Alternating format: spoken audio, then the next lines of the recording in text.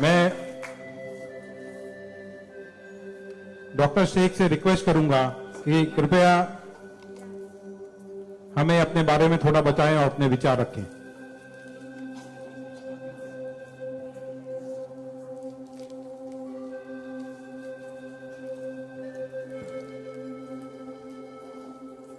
सबसे पहले तो मैं अल्लाह रब्बुल इज़्ज़त की बहुत ज़्यादा शुक्रगुजार हूँ कि उसने मुझे इतनी इज़्ज़त दी और इस मकाम तक पहुँचाया कि मैं अपनी लाइफ के जो फैक्ट्स हैं, जो जर्नी में आपके साथ शेयर कर सकूं।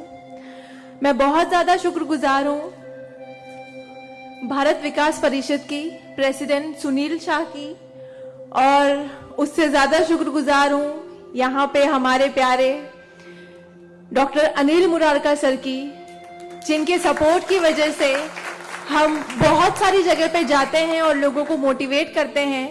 और जितना डॉक्टर अनिल मुरारका सर एक डिसेबिलिटी को लेकर जितना कंसर्न है, उतना मैंने किसी को नहीं देखा। तो I really thankful for him for that. 2008 मैंने अपना 10th क्लियर किया था। मैंने टॉप किया था पूरे जोगेश्वरी में विद 92.15% लेकर, और मेरा ख्वाब था कि मैं डॉक्टर बनूं और लोगों को सर्व करूं। मैं मिडिल क्लास से ताल्लुक़ रखती हूँ। मेरे जो अब्बू हैं वो वेजिटेबल वेंडर हैं, तो हमारे घर पे बहुत फाइनेंशियली प्रॉब्लम थी। तो मेरा बस एक ख्वाब था कि मैं डॉक्टर बनूं, लोगों की हेल्प करूं, और उसके लिए मैंने साइंस में एडमिशन लिया। देन 11 साइंस जब मैंने एडमिशन लिया, मेरा कॉलेज बैंड्रा में था और मेरा घर जोगेश्वरी में। मैं रोज लोकल ट्रेन से ट्रैवल करती थी Jogeshwari to Bandra. 7 October 2008 that was the day जब मैं कॉलेज से घर वापस आ रही थी। मेरे सेमेस्टर चल रहे थे उस वक्त, और सुबह 10 बजे का वक्त था। 10 बजे आप सब लोग मुंबई से बिलोंग करते हैं, सबको पता है लोकल ट्रेन में बहुत रश आर होता है। वो ट्रेन जब अंधेरी से निकली, मैं अपनी सीट से उठी और मुझे नेक्स्ट स्टेशन मेरा जोगेश्वरी था, मुझे वहां उतरना था। लेकिन मेरे सीट से उठने और स्टेशन के आने तक के बीच में वो एक लम्हा था जिसमें मेरी पूरी जिंदगी बदल गई।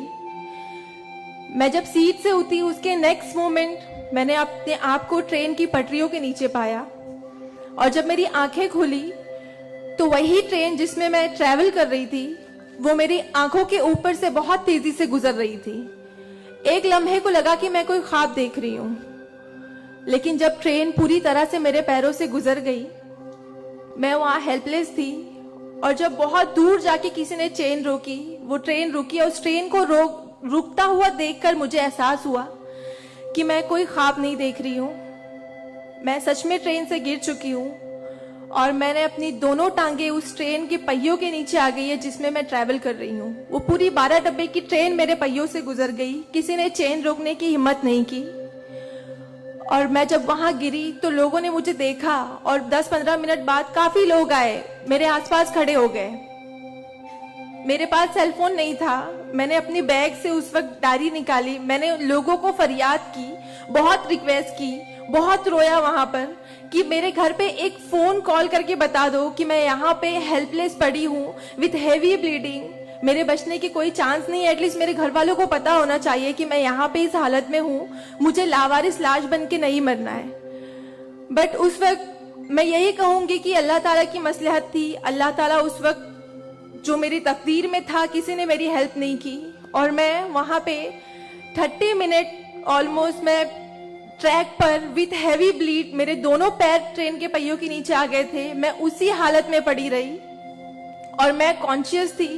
मैं बस लोगों के सामने रो रही थी कि मुझे कोई पानी पिला दो, कोई घर वालों को कॉल कर दो, लेकिन किसी ने हेल्प नहीं की। And after 30 minute I got railway help. Then मुझे गवर्नमेंट हॉस्पिटल लेकर जाते हैं, वहां पर भी कुछ ओटी स्ट्राइक होता है, मुझे फौरी ट्रीटमेंट नहीं मिलता है। एंड देन मेरा एक्सीडेंट सुबह 11 बजे होता है, और मुझे 6 बजे जब मेरी फैमिली प्राइवेट हॉस्पिटल लेकर जाती है, then I got a treatment. And उसके बाद 16 साल की थी मैं जब मेरे साथ ये एक्सीडेंट हुआ। आप समझ सकते हैं 16 साल की उम्र में 1 मिनट में मेरे 2 पैर कट गए थे। मैं डिसेबल हो गई थी, मैं हेल्पलेस हो गई थी, मैं खुद से उठ नहीं पा रही थी, ना बैठ पा रही थी, ना एक तरफ से दूसरी जगह मूव हो पा रही थी। मैं मेंटली डिसेबल हो गई थी, फिजिकली डिसेबल हो गई थी और फाइनेंशियली कंडीशन भी काफी वीक थी। वो सारी चीजें मेरे दिमाग में चल रही थी और जब लोग मुझे देखने आते थे तो कुछ लोग हमदर्दी में नेगेटिव कमेंट्स भी करते थे कि 16 साल की बच्ची है, 2 पैर खो दिए हैं, सारी जिंदगी माँ बाप के ऊपर बोझ रहेगी, ये जिंदा क्यों है, इससे अच्छा ये मर जाती। ये सारी बातें लोग आके जब मेरे सामने करते तो मेरे जहन में वो सारी बातें चलती कि सीरियसली मुझे अल्लाह ने जिंदा क्यों रखा। जब मुझसे दोनों पैर ही लेने थे 16 साल की उम्र में, मैं खुद से मूव नहीं कर सकती हूँ, मेरी मम्मी को इतना सब कुछ झेलना पड़ रहा है। जिस उम्र में मुझे अम्मी की हेल्प करनी चाहिए उस उम्र में वापस से मम्मी मुझे गोद में उठाकर लेकर जा रही है, वापस से मेरी खिदमतें कर रही हैं। तो मेरी जिंदगी का मकसद क्या है? मुझे दोबारा जिंदगी क्यों दी अल्लाह ने? मैं बहुत शिकायतें करती थी अल्लाह से, मैं बहुत रोती थी, लेकिन उस मुश्किल वक्त में मेरे कॉलेज, मेरे स्कूल टीचर्स और बहुत से ऐसे नेक बंदे भी थे जिन्होंने मुझे हौसला दिया। उनमें सबसे पहले मेरी फैमिली आती है, मेरी बड़ी सिस्टर की फैमिली आती है। मेरी मम्मी ने मुझे एक जुमला कहा जो जिंदगी भर और मैं हर फंक्शन में बोलती हूँ, वो कि बेटा तुम रो मत, तुम्हारे साथ आज जो ये हादसा हुआ है, अल्लाह ने तुमसे सिर्फ 2 पैर लिए हैं, तुम्हारे पास तुम्हारा दिमाग है, तुम इतनी फास्ट ट्रेन से गिरी हो, तुम्हारे सर पे चोट लग सकती थी, तुम्हारी जान जा सकती थी, लेकिन अल्लाह ने सिर्फ तुमसे 2 मामूली पैर लिए हैं। क्या पता फ्यूचर में तुम्हारे लिए बहुत कुछ रखा हो। तब मुझे बातें उनकी समझ नहीं आती थी, लेकिन अल्हम्दुलिल्लाह अल्लाह का लाख लाख शुक्र है कि आज इस मौके पर जब लोग मुझे एज अ इंस्पिरेशन समझते हैं, एक आइडियल करते हैं, तो मुझे समझ में आता है कि मेरी अम्मी सच बोलती थी कि हौसला रखो, सिर्फ 2 टांगे गई है। आज मैं जब अपने प्रोस्थेटिक लेग से चलती हूँ तो लोगों को पता नहीं चलता कि मेरे पास 2 पैर नहीं है, मेरा एक पैर थाइस के पास से नहीं है, दूसरा नी के पास से नहीं है, बट लोगों को ये अंदाजा नहीं होता है। तो बस मेरी अम्मी ने जो एक बात कहा था कि अल्लाह पे यकीन रखो बच्चा, तुम्हारे साथ जो हो रहा है और जो होगा वो सब अल्लाह ने प्लान किया हुआ है, तुम बस हिम्मत मत हारो कभी भी और बस डटे रहो अपने जुनून के पीछे कि तुम्हें डॉक्टर बनना है। तुम्हारी 2 टांगे नहीं तो क्या हुआ, तुम्हारे पास दिमाग है, तुम ज़हीन हो, तुम आगे बढ़ो। और क्या पता तुम आगे लोगों को आइडियलाइज कर, लोग तुम्हें आइडियलाइज करें इस चीज को लेके। मेरे doctor Sanjay Kantharia, orthopaedic surgeon, उन्होंने सबसे ज्यादा सपोर्ट किया इस बात को लेकर कि तू डॉक्टर बन। मैंने अपनी जीने की उम्मीद छोड़ दी थी, डॉक्टर बनने की उम्मीद छोड़ दी थी, लेकिन जब उन्होंने मुझे बताया कि तुम डॉक्टर बन सकती हो, तुम बनो, देन मैंने प्रिपरेशन स्टार्ट की। सीईटी कॉमन एंट्रेंस टेस्ट होता है to getting admission in medical college, मैंने वो क्रैक किया। I got 3rd rank all over Maharashtra in PH quota. And after that मुझे बहुत खुशी हुई कि मैंने 3rd रैंक क्लियर किया है। Now I got admission, I will get admission in MBBS. But वहां पर भी एक प्रॉब्लम थी मेरे लिए कि मुझे डिसेबल परसेंटेज 89% डिसेबल हूं मैं, और मेडिकल में एडमिशन के लिए 40 to 70 there is a criteria to get admission for MBBS. मैं मोर देन 70% डिसेबल हूँ, ये कहकर मुझे उन्होंने डिनाई किया कि आप एलिजिबल नहीं हो, आप एमबीबीएस में एडमिशन नहीं ले सकते हो, आप डॉक्टर नहीं बन सकते हो। तो उस बात को लेकर मैं बहुत डिप्रेस हो गई। देन मैंने वापस अपने डॉक्टर से हेल्प मांगी, उन्होंने मुझे एक मशवरा दिया कि आप हाईकोर्ट जाओ, बॉम्बे हाईकोर्ट। और जिस बात के लिए एक नॉर्मल स्टूडेंट को सिर्फ पढ़ाई करनी होती है, अच्छा रैंक लाना होता है, मुझे उस चीज के लिए मैंने वो किया, लेकिन उसके बाद भी मुझे बॉम्बे हाईकोर्ट जाना पड़ा।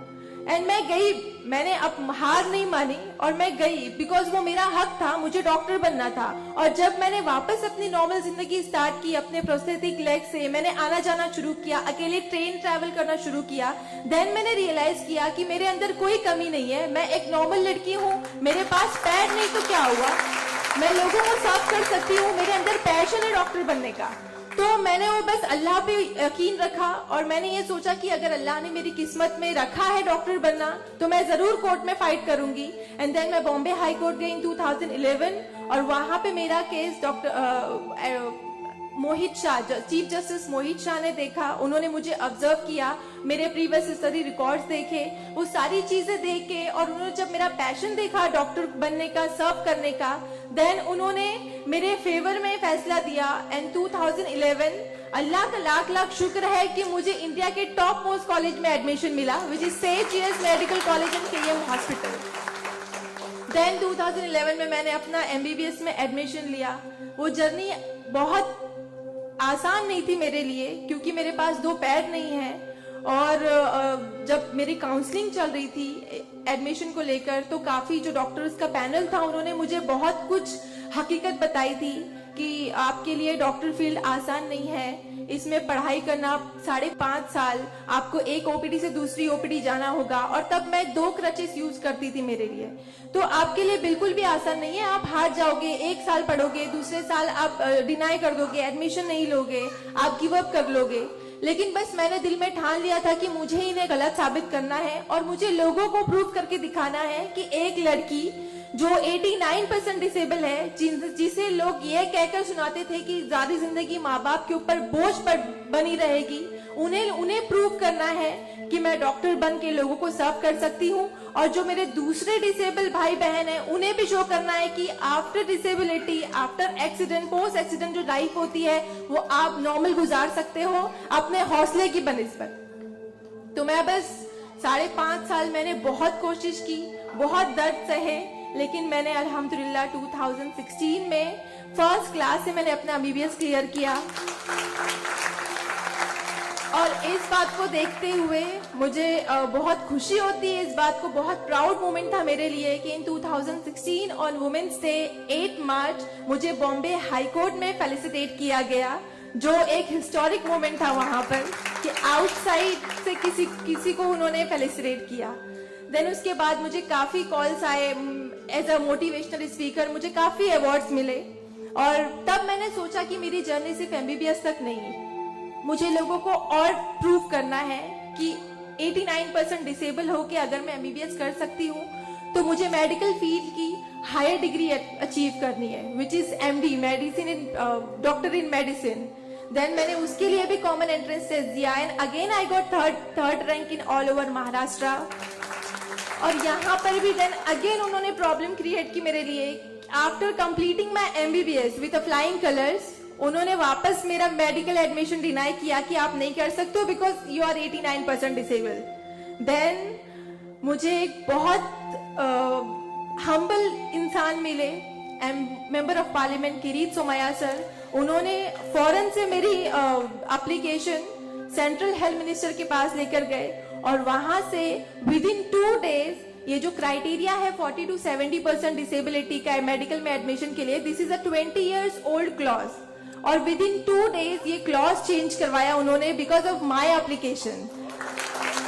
वो क्लॉज चेंज होके बस ये है कि मिनिमम 40% क्राइटेरिया है, और मोर देन 70% जो भी डिसेबल हैगा they will get admission in medical field.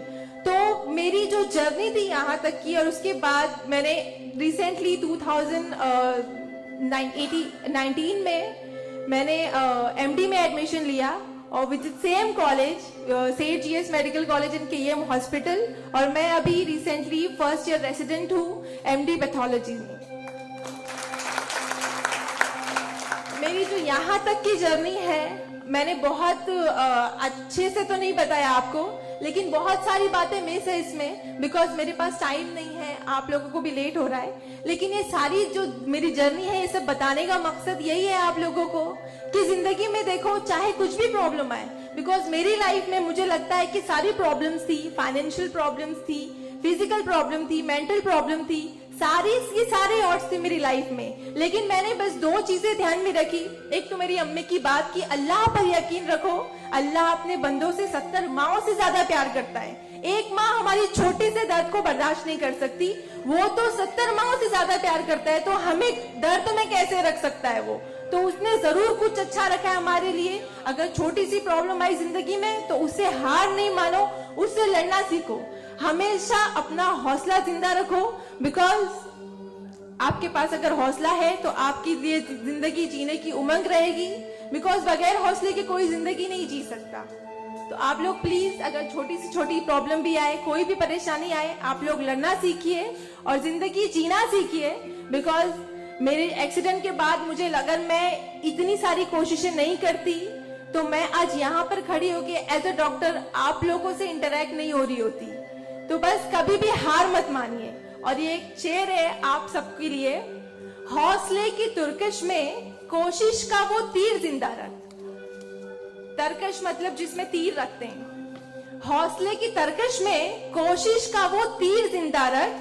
हार चाहे जिंदगी में सब कुछ, हार जा चाहे जिंदगी में सब कुछ, मगर फिर भी जीतने की उम्मीद जिंदा रख।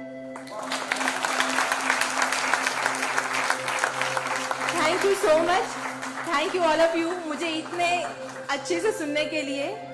और मैं बहुत ज्यादा थैंकफुल हूँ डॉक्टर अनिल सर की और भारत विकास परिषद की कि उन्होंने मुझे इतना सुनहरा मौका दिया आप लोगों से इंटरैक्ट का।